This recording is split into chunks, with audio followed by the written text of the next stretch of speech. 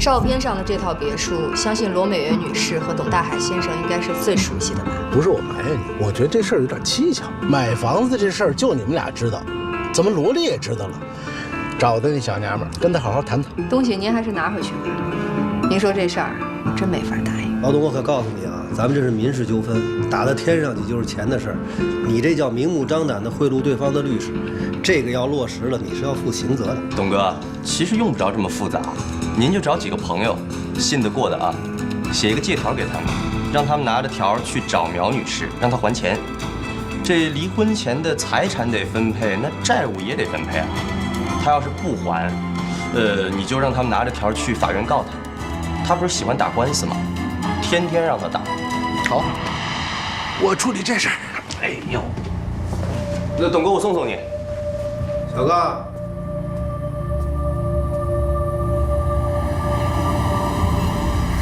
我是不是得防着你点啊？知道您什么意思啊？你最近给客户出的主意，可都够毒的。您敢说这些个法子您脑子里没想过？我这不是怕您不好意思开口吗？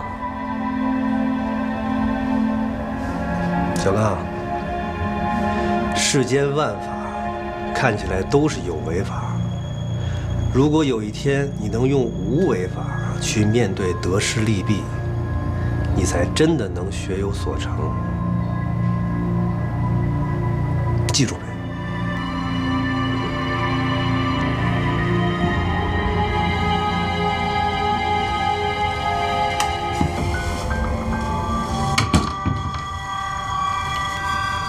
老婆都无为没了，再无为就饿死了。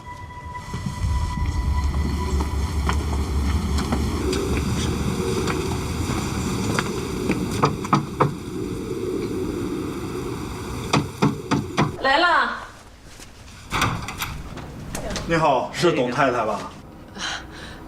你们是？哎，看来是嫂子没错了。嘿，嫂子好，嫂子好，我们是大海哥的朋友，大海哥经常跟我们提起您，说您特实在、特贤惠。是。那个董大海他没在家，还没回来。没事没事，嫂子，大海哥说了，有什么事儿找您也行，你们是一家人嘛。一家人。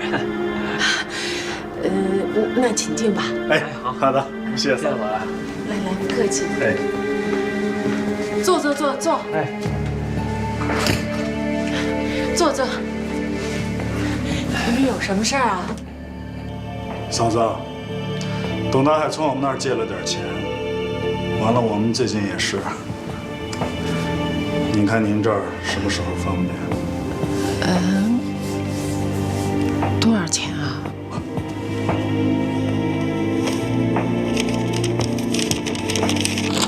你看这个。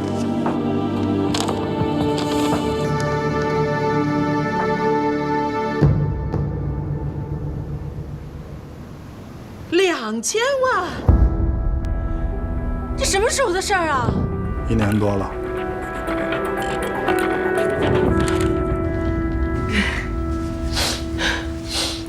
你说，他们非逼着我替董大海还钱，他们说要是我不还的话，他们就到法院去告我。他们说手上有欠条，你知道吗？有欠条。可是，为什么呀？凭什么呀？为什么我要替董大海还钱呢？那钱董大海什么时候借的，我根本就不知道，你知道吗？那钱我1分钱我也没花着啊！董大海都把那个钱给那小三儿、给那罗美妍给他花了，你知道吗？跟我没关系。你说，这董大海他现在怎么就变得这么坏呢？啊？为什么？可能他不想死得太难看吧，所以才出这样下三滥的手段。我告诉你吧，他让人来逼着我还钱，我知道为什么。他就是为了逼我，逼着我让步，你知道吗？可是我凭什么要让步？我为什么要让步？我才是受害者呀，是不是？咱们这样，我告诉你啊，在没有罗美妍之前吧，就是我和我们家董大海，我们俩可。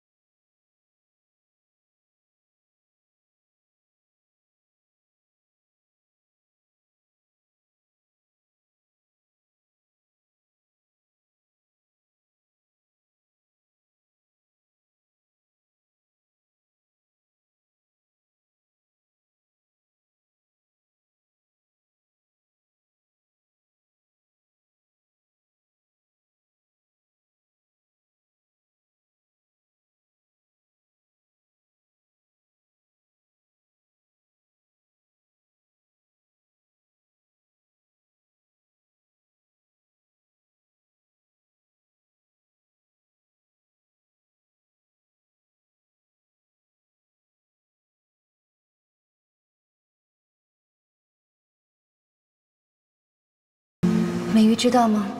咱们那时候都管他叫汤小八，你觉得这事儿我们能让他知道吗？现在都9点多了，你还不回家吗？我今天跟他说我加班。你真的别这样。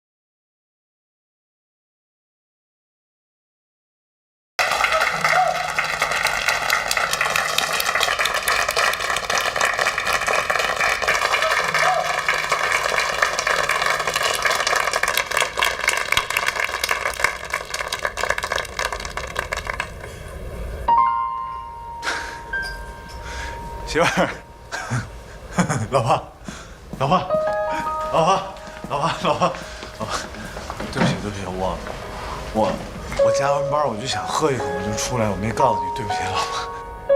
没事儿啊，我刚好路过，看到你的车，就进来看看你。你不生气是吧？抱我。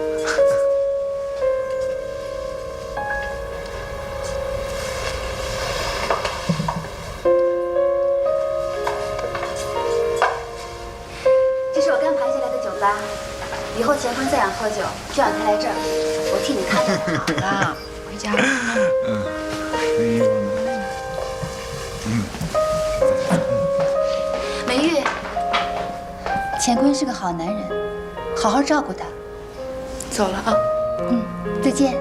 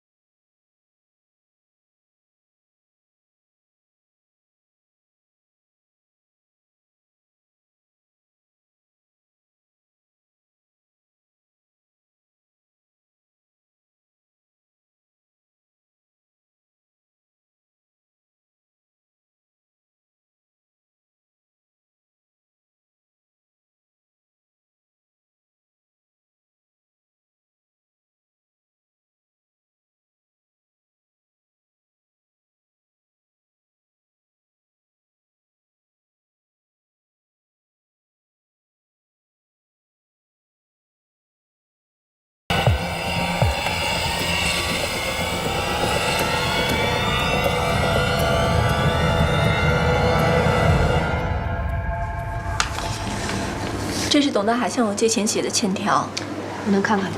这是复印件，原件已经做了公证。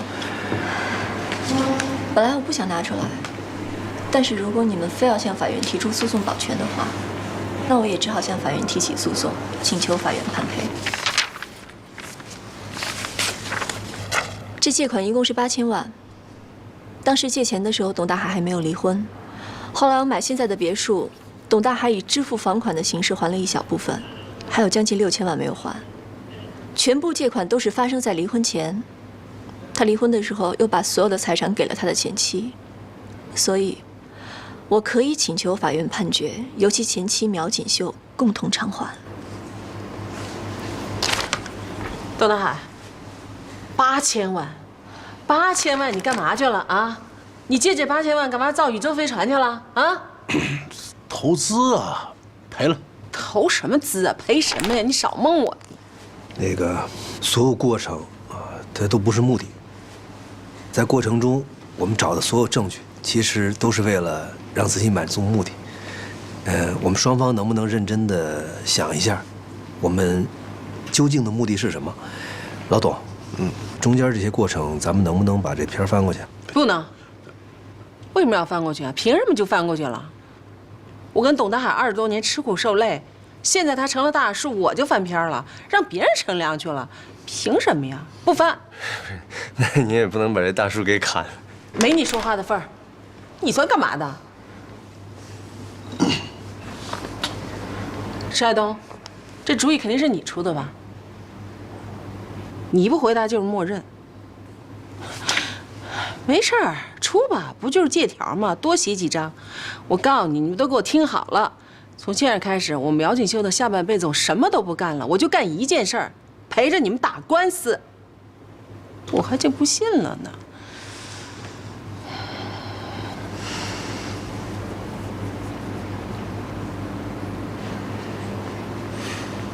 池律师，出来一下。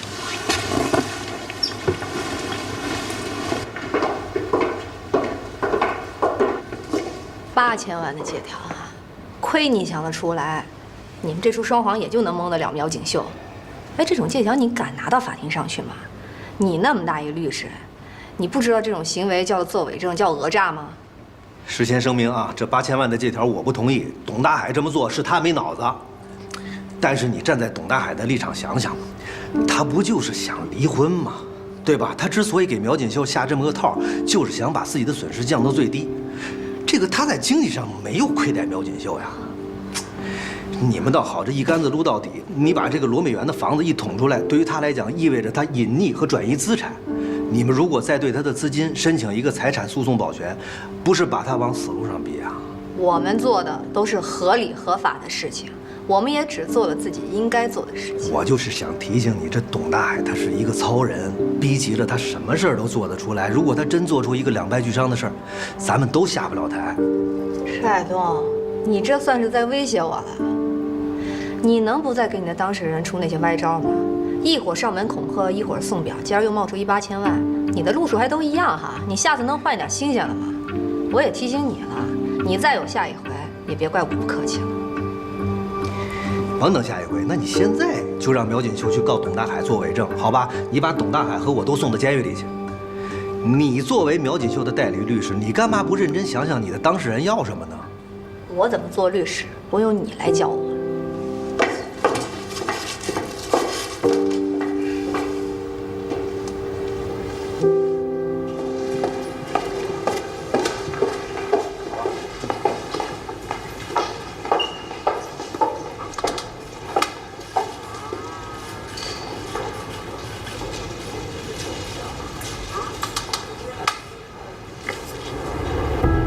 曹乾坤是在这里上班吗？是的，他现在在开会。等他开完会以后，我带你进去找他，可以吗？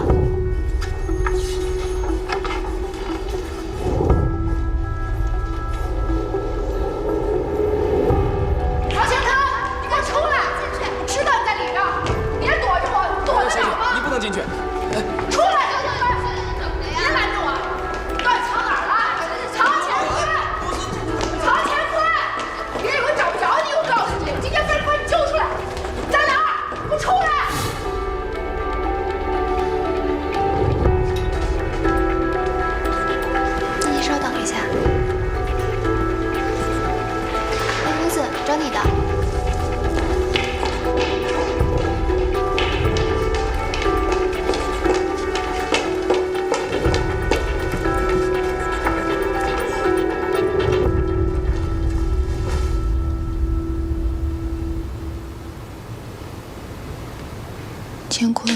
觉得有意思吗？我就想问问，你觉得有意思吗？你非得当着全公司的人面，你要跟我吵，是不是？你是不是非得过来给我下马擂台？你是不是非得要跟我吵？你是不是让所有的人？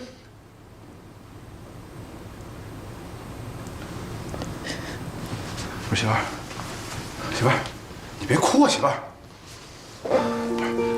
我错了，我错了，媳妇儿，我错了，对不起，不哭了好吗？对不起，媳妇儿，对不起好吗？啊，不哭了行吗？老公，这段时间你很反常，我是怀疑你，也跟踪过你。我一直以为你一定是在外面背着我做了对不起我的事情，可是我今天才知道我好失职啊！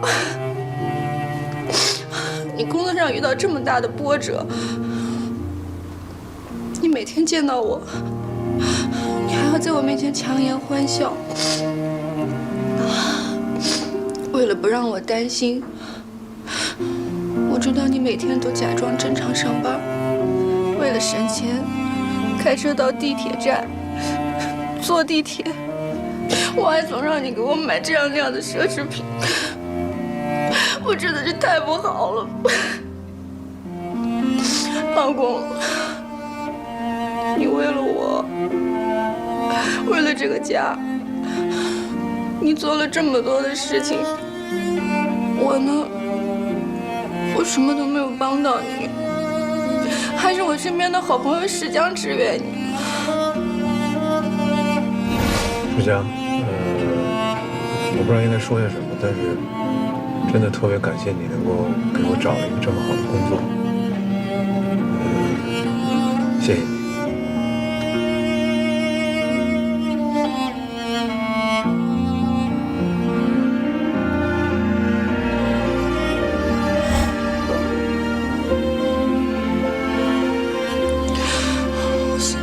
好自责，对不起，我不是个好老婆。老公，你答应我，如果以后你再碰到任何的困难，能不能先告诉我？我想跟你一起分担。我到美玉，不是只能跟你同甘，我还能跟你一起共苦。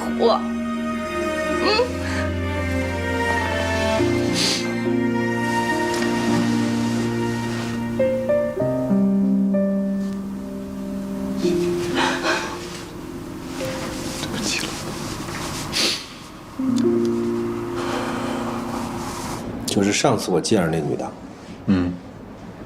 怎么认识的？我、美玉、石江，我们仨原来就认识，而且那个时候石江他就挺喜欢我的。后来去了美国肯定就没联系了嘛。那时候呢，前段时间回来了，回来之后就，哎呀，我也不知道怎么就好上了。他跟你老婆都认识啊？啊，你打算怎么办？我不知道，所以了才来问问你。不是要离婚吗？离个屁婚啊！那跟他分开不完了？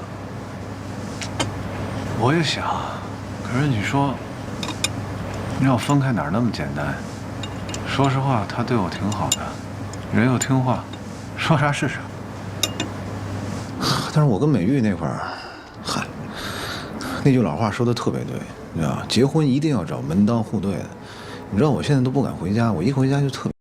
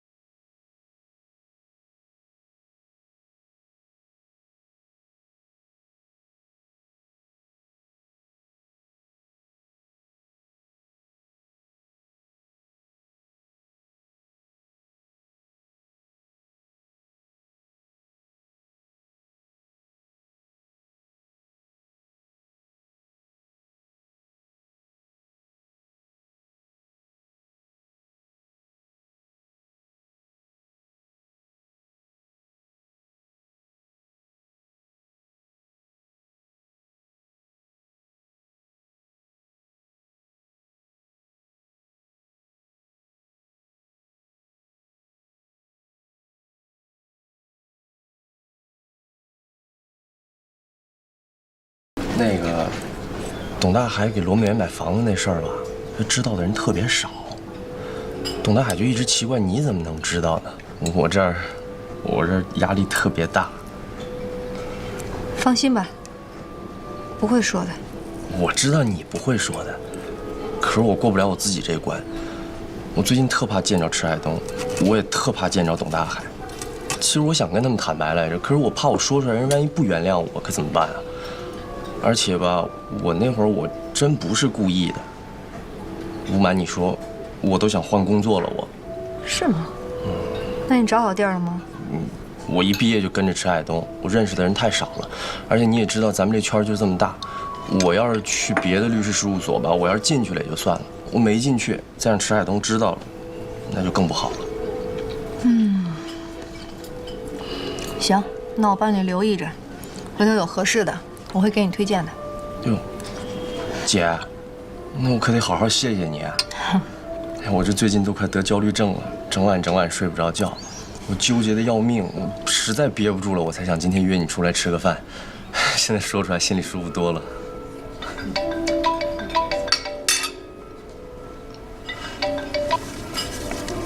喂，妈。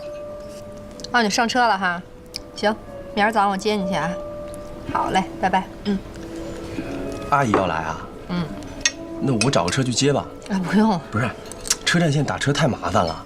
我上回去接一个朋友，打车打了1个小时，而且你说这么大冷的天，风又这么大，老人家受不了这罪。那方便吗？方便怎么能不方便呢？不方便也得方便，不是吗？那个是明天一大早的车吧？那谢了。没事儿。那女的有那么好吗？好啊，我看着很一般。你是光看人外表，没看人内在。我当然看不见她内在了。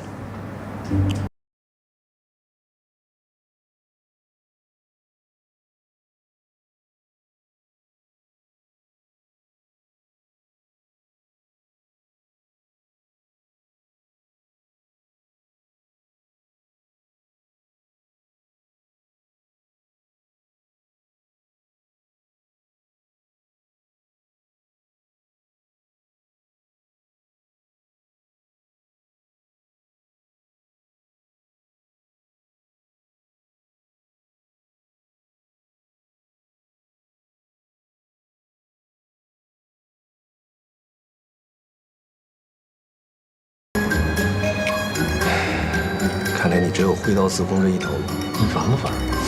哎呀，修行的太差，继续吃素吧。劝你几句吧。你以前怎么闹都行，现在不行了。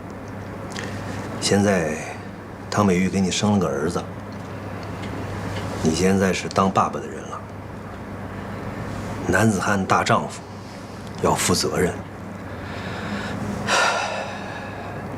你能把那张照片发给我？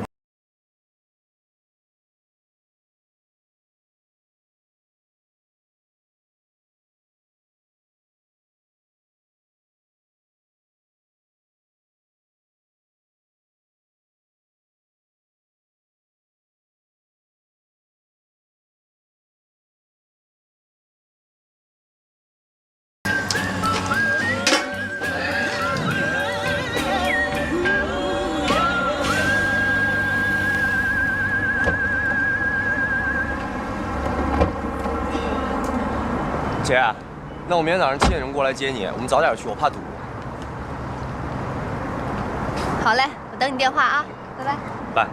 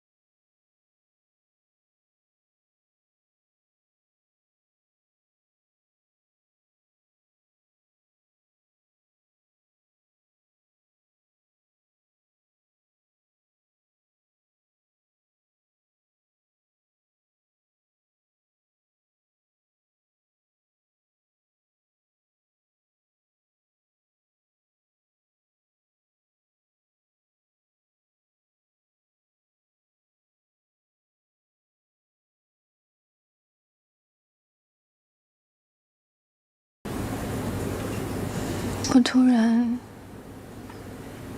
想起了我们俩第一次好的时候。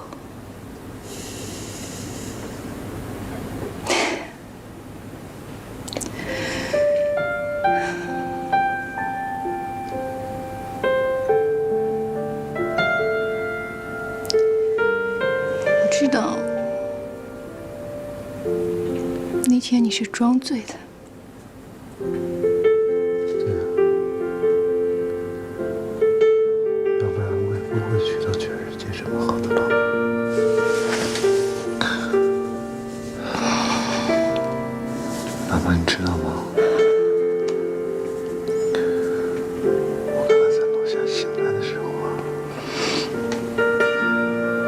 咱们家里好多声音，空调的声音，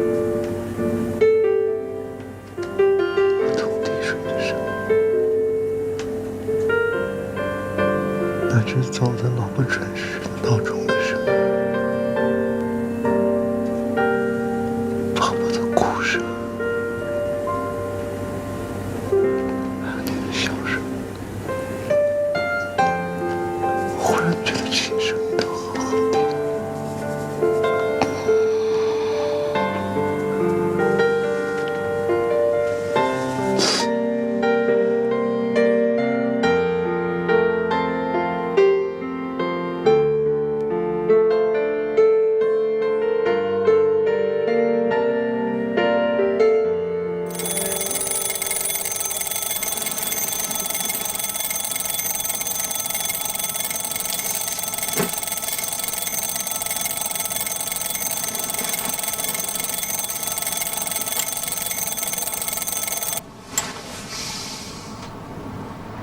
姐，那我明天早上7点钟过来接你，我们早点去，我怕堵。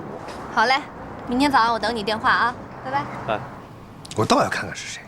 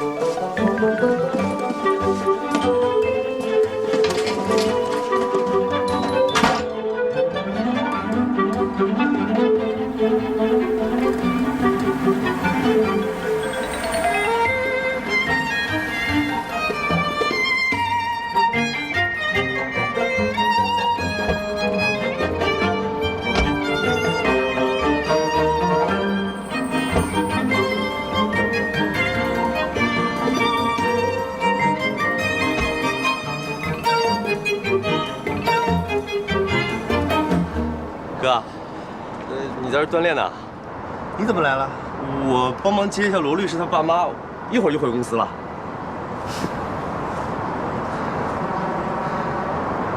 哪来的车？这公司车不能用，我借了一辆。哥，那个我一会儿折回来接你吧。来得及吗？我尽量。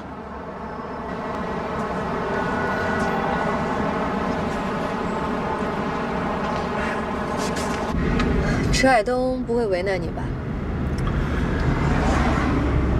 他这人其实有时候心眼挺小的。你们俩最近都不太说话了吧？以前。你能在他手底下干那么长时间，还是挺不容易的哈。姐，我看您跟那个吴老师挺熟的，我听说他那边最近在招人，你能不能帮我打听打听，看他那边需不需要招像我这样的？行，回头我给你问问吧。哎。有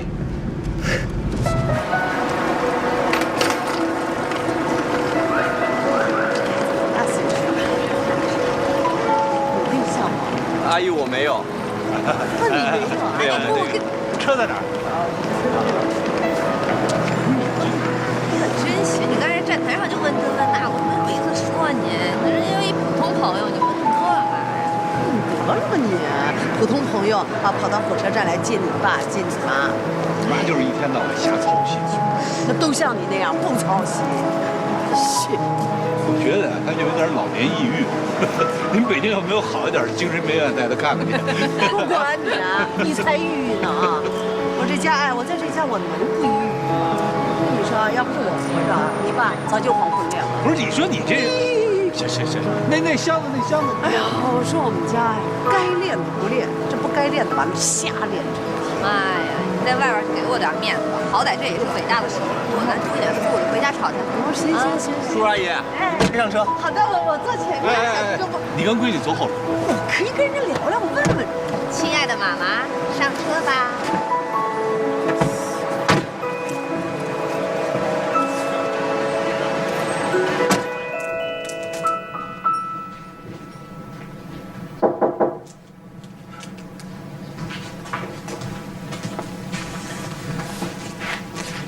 这个您帮我看看。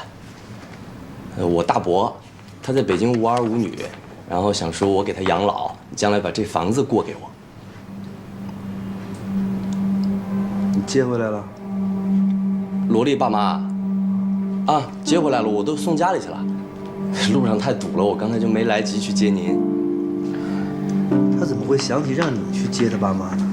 我也觉得纳闷啊，他最近总是约我这事那事的，我不知道。小刚，罗美元房子的事儿，会不会是你跟罗丽聊天的时候无意中提到过？这个绝不可能，我跟他在一块儿，但凡他提到案子，我一个字儿我都不会提的。